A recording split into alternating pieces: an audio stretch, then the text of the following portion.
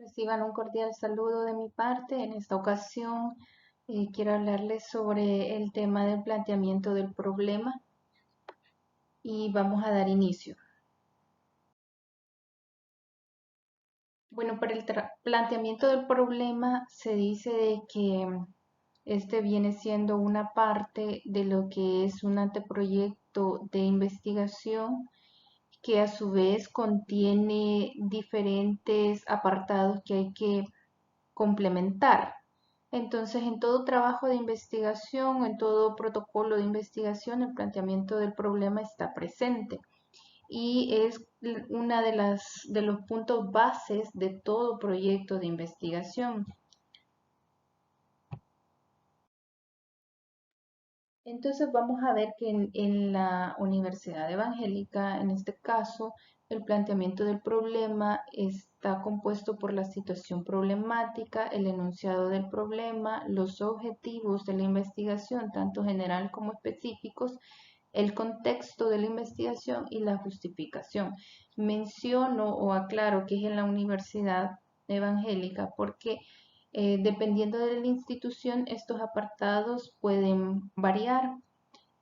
Así que revisen siempre el lineamiento, eso es mi recomendación, que lo revisen para poder verificar qué apartado lleva, si lleva alguno adicional o, bueno, no creería que llevara menos que esto, ¿verdad? Pero por lo general, esto es lo que lleva un planteamiento del problema.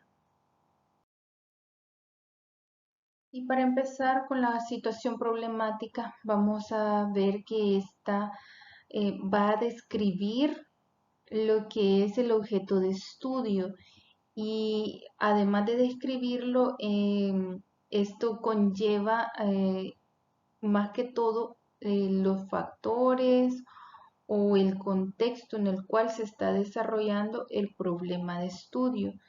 Incluso la situación problemática debe de llevarnos a ver la necesidad que existe del problema. Entonces, para eso podemos incluir algunas cuestiones como antecedentes, breves antecedentes, no historia en sí, sino que algún antecedente de este problema y pueden llevar esa situación problemática hasta la situación actual o el momento actual. También pueden incluir actores o instituciones que estén involucradas con el problema. Se pueden plantear algunas causas probables y, muy importante, también datos que demuestren la intensidad o la magnitud del problema. Entonces acá pueden ir, por ejemplo, en medicina pueden mencionar datos epidemiológicos, también pueden agregar, ¿verdad? Cuestiones económicas que muy probablemente el problema esté produciendo y recuerden hablar eh, de cuestiones económicas, bueno, la mayor parte del tiempo que puedan, porque el punto económico siempre va a ser importante en un problema. Y bueno, también pueden incluir efectos inmediatos o futuros del problema. En cuanto al enunciado del problema, o también algunos otros lo llaman la pregunta de investigación, esta tiene mucha concordancia, así como también la situación problemática, no digo que no, pero esta prácticamente es el tema que hemos planteado en forma de pregunta. Y acá solo se va a redactar la pregunta, ¿verdad? Es decir, el enunciado.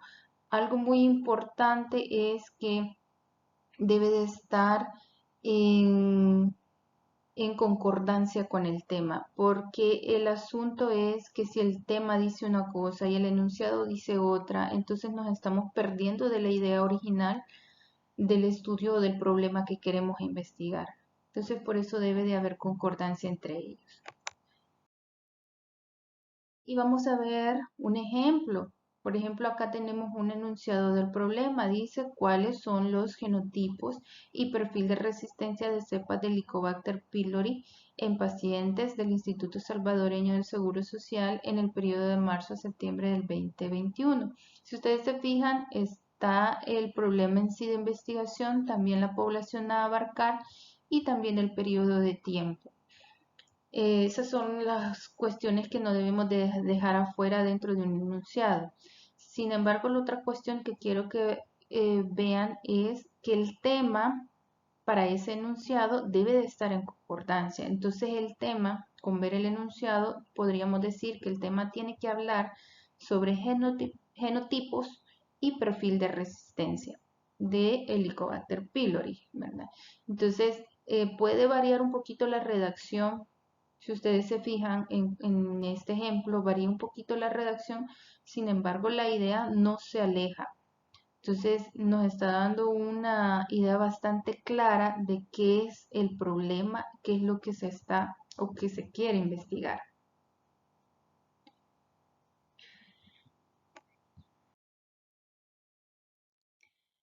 Entonces tenemos los objetivos luego del enunciado y vemos que los objetivos pues son propuestas que expresan lo que se quiere alcanzar o lo que se va a realizar en el estudio. Todo anteproyecto de investigación lleva un objetivo general y varios específicos. La pregunta es, ¿cuántos objetivos específicos vamos a formular? Bueno, la respuesta viene siendo los que sean necesarios. ¿Sí? ¿Para qué? Bueno, para alcanzar el objetivo general. No importa si son 2, 3, 5, los que necesitemos para lograr ese objetivo general. Ahora bien, el objetivo general debe de estar en concordancia con el enunciado del problema y el tema. Otra cuestión importante es que así como el objetivo general está en concordancia con el enunciado y el tema, también los objetivos específicos van a estar en concordancia con el objetivo general. Sin embargo, los objetivos específicos reconózcanlos como el paso a paso para alcanzar nuestro objetivo general. Y un ejemplo siguiendo o retomando el enunciado, el ejemplo del enunciado, podemos decir entonces que el objetivo general va a ser identificar los genotipos y el perfil de resistencia de cepas de Helicobacter pylori. Se identifica la población y el periodo. Bueno, y ahora pasamos a los objetivos específicos. Como les decía, son el paso a paso. Entonces acá básicamente se han desglosado en dos, en determinar los genotipos y el otro que prácticamente sería identificar el perfil de resistencia. Entonces, esos vendrían a ser los paso a paso para poder alcanzar el objetivo general. En cuanto al apartado del contexto del estudio, tenemos que debemos de identificarlo tanto lo geográfico, sí, pero también lo social, ¿verdad? Que son algunos aspectos que pueden interesarnos al final para poder desarrollar la investigación o más bien nos puede servir también para criterios de inclusión y exclusión y también el contexto institucional, ¿verdad? Los recursos, se pueden retomar recursos que tiene la institución donde queremos hacer la investigación, ¿verdad? Eso con el fin de identificar si realmente se podría llevar a cabo o no esa investigación también. Por eso es que hay que mencionar características específicas del lugar o como decía, de la institución, ¿verdad? Si es posible identificar culturas, hábitos o costumbres que tengan, ¿verdad? Y alguna otra cuestión que puedan identificar que sea importante para contextualizar el problema. En cuanto a la justificación, vamos a decir que acá lo que vamos a proponer son argumentos. Que estos argumentos lo que tratan es de dar una respuesta empírica a la pregunta de cuál es la importancia de realizar esta investigación.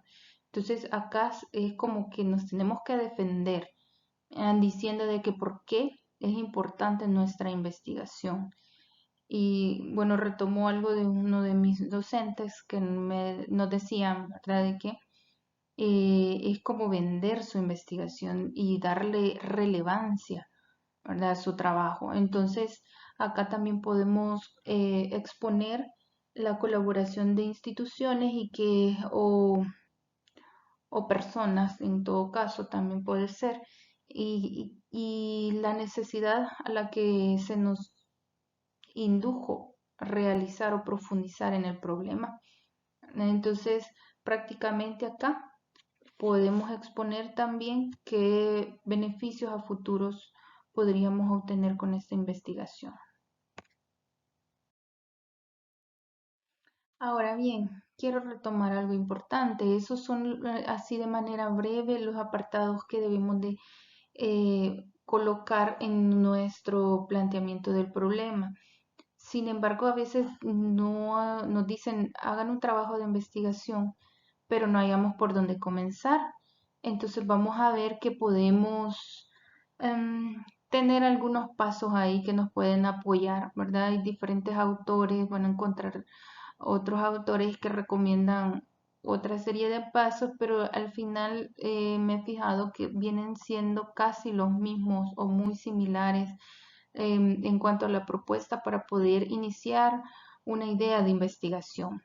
Entonces, en primer lugar, esto es retomado de José Supo, ¿verdad? Este es un autor del libro que se titula así, Bases para iniciar una tesis, y nos recomienda que empecemos por definir nuestra línea de investigación, luego que sigamos con el enfoque del propósito de investigación. Como tercer paso, identificar la población de estudio. En el cuarto paso, elaborar la pregunta de investigación. En el quinto paso, nos solicita construir un cuadro de variables, es decir, la matriz de congruencia. Luego nos dice que en el sexto paso hagamos nuestros objetivos y posteriormente desarrollemos el marco teórico. También, bueno, parte de estos pasos es la metodología, ¿verdad? Y acá vendría lo que es el cálculo y selección de una muestra. Luego nos dice la recolección de datos y por último, pues las medidas controladas de esto. No vamos a ver todos, pero sí vamos a ver algunos, los que más nos interesan para este tema. Entonces venimos con el paso 1, que es definir la línea de investigación. Vamos a ver algunos ejemplos en el área de la medicina y vamos a ver que nos dice que el tema de un trabajo de investigación está compuesto por dos elementos básicos. Uno, el propósito y dos, la línea de investigación, que prácticamente esto une el paso 1 con el paso 2. Entonces el propósito tenemos que definirlo y prácticamente qué viene siendo qué es lo que queremos estudiar. Si queremos estudiar causas, si queremos estudiar, por ejemplo, una prevalencia de una enfermedad, si queremos estudiar un pronóstico, ¿verdad? Entonces, de ahí vamos viendo qué es lo que queremos estudiar. Luego, definimos la línea de investigación. Entonces, vamos a ver que si el propósito es la prevalencia, por ejemplo, nos tenemos que enfocar en una línea. Entonces, prevalencia de una enfermedad y digamos que nos enfocamos en la hipertensión arterial. Entonces, esa vendría a ser la línea de investigación. Entonces, pensemos cuál es la línea de investigación para nuestro trabajo o nuestro anteproyecto. Luego, tenemos como paso 2 enfocar el propósito, ¿verdad? Que prácticamente, como les decía, realmente viene unido tanto el paso 1 con el paso 2 y entonces enfocamos nuestra línea, enfocamos nuestro propósito, ¿verdad? ¿Qué es lo que queremos conocer? Entonces vamos a ver qué es lo que deseamos conocer, por ejemplo, si queremos ver qué vacíos hemos detectado en alguna área, entonces ese va a venir a ser nuestro propósito de estudio. Y acá tenemos que hablar de los diferentes niveles investigativos, porque puede ser que nuestro propósito de estudio, bueno, quede en alguno de estos niveles, o más bien va a quedar en alguno de estos niveles. Entonces, vamos a ver que si queremos, por ejemplo, diagnosticar o solo o solo identificar, ¿verdad? Como decía también, diagnosticar, eso queda a nivel exploratorio. Si ya vamos a cuantificar, ya eso viene a ser a nivel descriptivo. Pero si ya queremos ver relación o pueden ser factores relacionados, entonces ya hablamos de un nivel relacional o correlacional, lo llaman algunos otros autores. Y si queremos ver, por ejemplo, complicaciones o pronósticos, entonces ya hablamos de nivel predictivo. O si queremos de hablar de una intervención, ya aquí hablamos de un nivel aplicativo. Entonces, ¿cuál será el enfoque el enfoque del propósito de su estudio? Respóndanse ustedes esa pregunta. En cuanto al tercer paso, vamos a identificar la población de estudio. Y se dice de que la población de estudio prácticamente va a ser el conjunto de personas en las cuales vamos a llevar a cabo nuestra investigación y que por lo tanto van a tener una relación. Entonces, no importa, ¿verdad? Cuál es la relación que tengamos con esa población, al final lo que es necesario es que la podamos identificar, que podamos identificar quiénes conforman esa población de estudio. Entonces, al tener identificada la población de estudio, ya podemos ahora terminar de armar el tema y también, por consiguiente, el enunciado del problema. Ya tenemos entonces el propósito, la línea y la población. Entonces ya podemos armar nuestro tema de investigación. Una cuestión importante en este punto es que no confundamos a este nivel ni a nivel de la metodología las unidades de estudio con las unidades de información. Las unidades de estudio vienen siendo esa población, pero las unidades de información, por ejemplo, vamos a revisar expedientes, entonces al final las unidades de información serían esos expedientes y ahí ustedes pueden ver, según el ejemplo que habíamos retomado sobre la hipertensión, ¿verdad? Entonces, si la población son pacientes con hipertensión, pero la unidad de información van a venir a hacer sus historias clínicas o sus expedientes. Y bueno, aquí viene la tercera pregunta. ¿Cuál es tu población de estudio? Respondan nuevamente esa pregunta.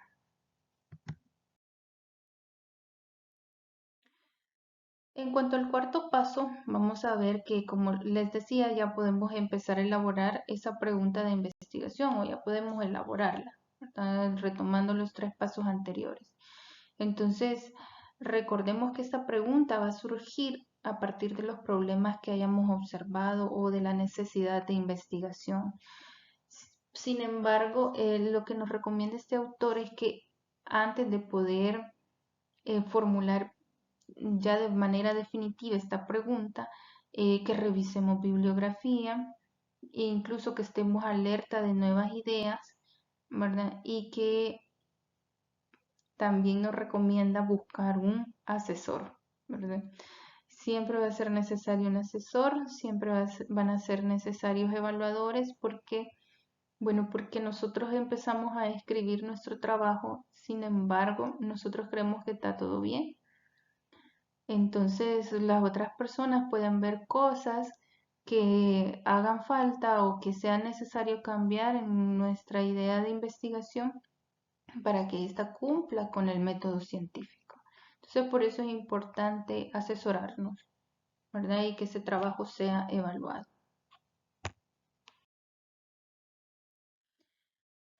También una cuestión importante para elaborar la pregunta de investigación son los criterios FINER. Si es posible aplicarlos, pues sería mejor aplicar a nuestra pregunta de investigación estos criterios. Entonces, ¿pero qué son los criterios FINER? Bueno, se dice de que la F significa factible, lo cual significa de que tenemos un número adecuado de participantes, la experiencia técnica adecuada, el recurso disponible, el tiempo disponible. Y bueno, realmente acá es factibilidad de llevar a cabo esa investigación. Lo otro es que sea interesante, sea una pregunta interesante y que responda no solo los intereses del investigador, sino también de la comunidad y de sus colegas. La N de novedosa, que en este caso puede ser, ¿verdad? Que pueda confirmar resultados de otros estudios o caso contrario que los refuta o que amplíe la información del problema, ¿verdad? En estudio. La E, pues de ética, es decir, si es posible, ¿verdad? O en la manera de lo posible, someter el trabajo a un comité de ética para su respectiva aprobación. Y esto se lo recomiendo porque ahora para publicar en las revistas no les van a pedir el acta de aprobación del comité de ética. Entonces, algunas revistas, si, bueno, no me equivoco, ¿verdad? La mayoría de las revistas al momento están pidiendo esa autorización. Y bueno, R de relevante, que es relevante para el conocimiento científico, para políticas en salud o incluso para futuras investigaciones. Entonces, vamos a la parte reflexiva, ¿verdad? ¿Cuál es su pregunta de investigación? Y lo otro importante es si esta pregunta cumple los criterios FINER. Eso es lo que debemos de analizar en este punto.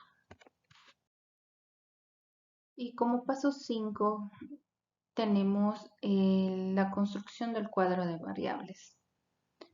Vamos a ver que la matriz de congruencia o cuadro de variables es una parte muy importante a la hora de elaborar nuestro trabajo de investigación.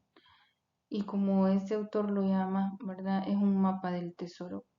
¿Y por qué lo llama así? Bueno, porque realmente nos ayuda a ver si hay una congruencia entre el tema, el objetivo, el enunciado, ¿verdad? Bueno, el objetivo general, los objetivos específicos, las variables que hemos seleccionado para medir, su conceptualización, así como los indicadores que hemos utilizado para poder medir nuestra variable.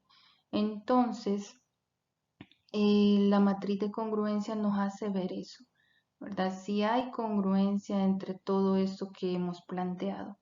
Es más, si comenzamos con ella, nos facilita mucho más realizar el planteamiento del problema, lo que es la justificación, la situación problemática, así como también la fundamentación teórica y por consiguiente pues la metodología. Entonces mi recomendación sería que empiecen un trabajo de investigación con esto.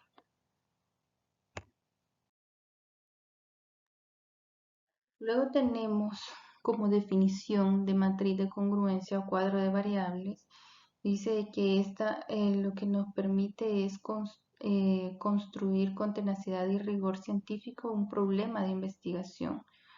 Más aún, hacerlo que sea congruente, como les decía, con el tema y si hay hipótesis, pues también con las hipótesis, con los objetivos y es en función de estas variables que se hace todo esto, ¿verdad? Entonces debe de haber una congruencia entre todos estos puntos o apartados que hemos mencionado. Entonces, esto es lo que les mencionaba, ¿verdad? Debe de haber una consistencia básica o una congruencia entre todos estos apartados o puntos importantes de nuestra investigación. Ahora bien, ¿pero qué son las variables? Venimos hablando de la matriz de congruencia o del cuadro de variables, pero ¿qué son las variables? Bueno, se dice de que estas son características o cualidades o puede ser también una propiedad de un problema o fenómeno que queremos medir, ¿verdad? Entonces, esa es la definición que, por ejemplo, dan algunos autores. Aquí tenemos a Sánchez y Reyes, ¿verdad? Sin embargo, todos van a venir a coincidir en lo mismo, solamente que en diferente redacción. Ahora bien, ¿de dónde salen las variables? Estas vienen de los objetivos. Puede ser que un objetivo solamente tenga una variable o puede ser que un objetivo tenga 2 o 3 variables, pero al final es lo que vamos a medir. Ahora bien, el concepto de variable dice de que puede ser definido desde sus características o propiedades distintivas. O sea, vamos a buscar algo que sea distintivo de esa variable, ¿verdad? Y lo que les decía, que esta variable, esta identificación de la variable, es necesaria en nuestro trabajo de investigación, ya que prácticamente nos indica qué es lo que vamos a hacer para poder medirla. Y una cuestión importante es que en investigación cualitativa también a la variable se le conoce como categoría. Bueno, también les mencionaba los indicadores o el indicador, pero ¿qué es este? Prácticamente es una subvariable que esta viene de la variable y surge con el propósito de medir a la variable que le da origen. Prácticamente es una característica específica y observable y medible, ¿verdad? Entonces vamos a ver que el indicador no solamente puede llegar a ser uno por variable, no puede ser varios indicadores para una misma variable. Por ejemplo, tenemos la variable presión arterial. Entonces, la presión arterial, ustedes se fijan, son dos números. Entonces, para dar la presión o el valor de la presión arterial, necesitamos los dos números, no solo un número. Es decir, que para poder cumplir o medir esa variable presión arterial, necesitamos decir que es, por ejemplo, de 120/80. Entonces, ahí tenemos dos indicadores numéricos, ¿verdad? Que van a ser la presión diastólica y la presión sistólica. Entonces, al final, estos dos me vienen a medir la variable de origen. Entonces, los podríamos retomar como indicadores. Otra cuestión es que un indicador debe de ser lo más claro y específico posible. Y también debe de ser lo más exactamente medible, ¿verdad? Entonces vamos a ver que acá no se consideran indicadores aquellos eh, que no logren o no especifiquen un nivel particular de logro. Por ejemplo, ha mejorado, ha aumentado o ha disminuido. No se presentan o no son los más adecuados para un indicador. Eso quizás va a depender también un poco de lo que estemos investigando. Ahora bien, tenemos algunas características de los buenos indicadores, llamémoslos así, y es que sea válido, que sea confiable, que sea preciso, que sea medible y que sea oportuno. Entonces, tratemos de que nuestros indicadores cumplan con estas características. Bueno, otro aspecto de la matriz de congruencia es la conceptualización de la variable. Identificamos la variable, luego damos su concepto y luego damos la operativización de esta. ¿Pero qué es la conceptualización? Bueno, la conceptualización es prácticamente cómo defino la variable dentro de la investigación o cómo voy a definir presión arterial, por ejemplo. Para mí presión arterial es aquella que se encuentra entre 120 y 80, digamos. Entonces ese va a ser mi concepto. La operativización de la variable es cómo la voy a medir, cómo voy a medir esa variable. Por ejemplo, si a veces se mide conocimientos, entonces, ¿cómo vamos a medir ese conocimiento? Y acá quizás no tanto, ¿verdad? Vamos a poner, vamos a hacer preguntas para ver si conoce o no. Al final sí se puede agregar eso, pero al final si nosotros vamos a decir o que vamos a clasificar o el indicador va a ser si conoce o no conoce, entonces tenemos que sacar un puntaje, por ejemplo, ¿verdad? Entonces si tiene de 0 a 5 puntos, entonces no conoce, y si tiene de 6 a 10 puntos, entonces sí conoce. Entonces eso vendría siendo mi operativización de la variable. Y bueno, aquí tenemos un ejemplo de matriz de congruencia. Acá está lo que les mencionaba. La matriz de congruencia lleva el tema, el enunciado del problema, el objetivo general y cada uno de los objetivos específicos. Y como les decía, vamos a tener el objetivo específico 1 y este a su vez va a tener una o 2 o 3 variables. Pues por lo general son una, ¿verdad? Pero puede ser que haya más de una variable, más que todo en aquellos de asociación, estudios de correlación. Y tenemos también la conceptualización de cada una de esas variables, la operacionalización y los indicadores, ¿verdad? Los que me van a medir esa variable. Bueno, esa era la estructura básica de la matriz de congruencia. Puede ser que en la universidad, por ejemplo, hay otro formato, ¿verdad?, que incluye más parámetros, pero eso es lo básico que debe de tener una matriz de congruencia. Y bueno, posteriormente tenemos los objetivos de estudio, que prácticamente estos son propuestas, ¿verdad?, de lo que esperamos alcanzar o de lo que esperamos realizar en la investigación.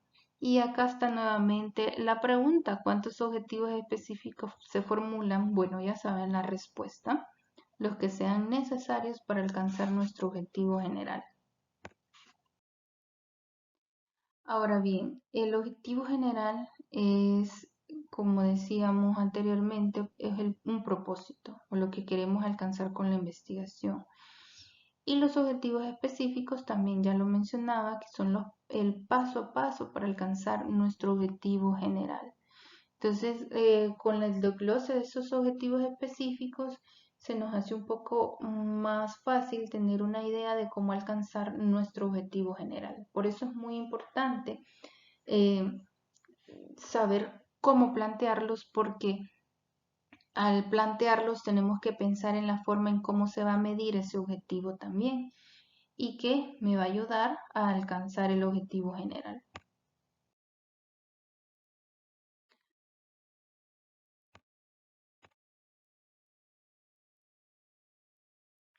Entonces, la estructura básica de un objetivo creo que ya la conocen, pero no está de más recordarla. Está compuesta por un verbo en infinitivo, es decir, que debe terminar en ar, er o ir. Luego está compuesto por la acción y el contexto. Vamos a hablar un poquito más de los objetivos específicos y vamos a decir de que estos pues son como las respuestas que propone el investigador. Ahora bien, es necesario que identifiquen los objetivos o que traten de plantear objetivos que son de investigación. ¿A qué me refiero con esto? Bueno, porque a veces planteamos objetivos que van encaminados a buscar información o algo que tenemos que colocar en el marco teórico. Por ejemplo, definir qué es hipertensión arterial. Entonces, eso no es un objetivo de investigación, sino que es algo que nosotros debemos de agregar en nuestro marco teórico, por ejemplo. Entonces, los objetivos de investigación es qué es lo que voy a investigar en la población, ¿verdad? O qué es lo que voy a investigar sobre el problema, ¿verdad? Entonces, tenemos que tratar de crear ese tipo de objetivos de investigación, ¿ya? Entonces, vamos a ver que acá también tienen que ser redactados según el nivel de estudio en el cual estamos realizando. Por ejemplo, en un estudio descriptivo, nosotros tenemos que realizar objetivos que vayan y describan ese fenómeno. Si es un estudio analítico, entonces tenemos que crear objetivos que vayan y estudien ese factor de estudio o exposición o intervención, ¿verdad? Y que lleven su variable de respuesta y, bueno, su respectiva población. Ahora bien, si tenemos un estudio que es de nivel exploratorio, lo ideal es que planteamos objetivos con los siguientes verbos, ¿verdad? Identificar, interpretar, definir o determinar. Esos son los objetivos más recomendados en el caso de que tengamos una investigación de nivel exploratorio. Y en el caso que tengamos un estudio de nivel descriptivo, lo ideal es que planteemos objetivos tales como estimar, describir o verificar.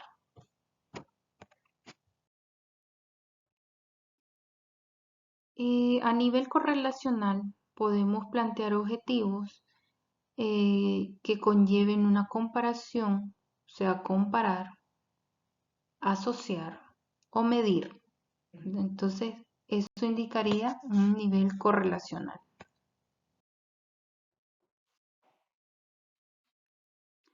A nivel explicativo, entonces tendríamos que formular objetivos tales como evidenciar, demostrar o comprobar.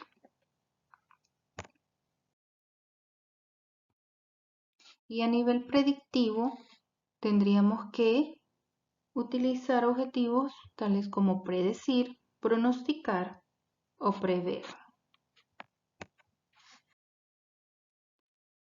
En el nivel aplicativo, que es en el mayor nivel, bueno, tendríamos que plantear objetivos como supervisar, controlar o calibrar, ¿verdad? Y eso pues vendrían siendo sugerencias, pero podríamos modificar o mezclar, bueno, objetivos, ¿verdad? Porque puede ser que nuestra investigación no solo vaya a un nivel, sino que vaya a dos o más.